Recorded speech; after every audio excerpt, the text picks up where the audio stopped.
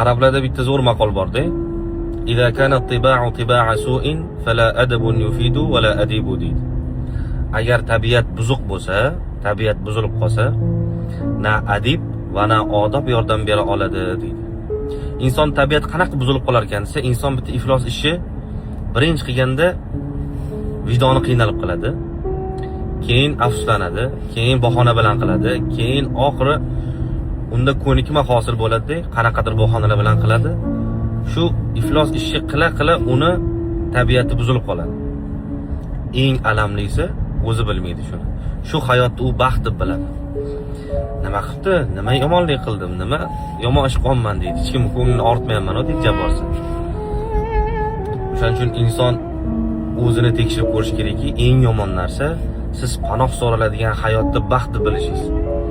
Siz ehtiyot bo'linadigan hayotda baxtliman deb yashab yurishingiz bu haqiqiy minus bu. Inson doim o'zini kontrol qilish kerak. Aks holda qurbaqaga o'xshab balchig'i bir hayot deb bilasiz.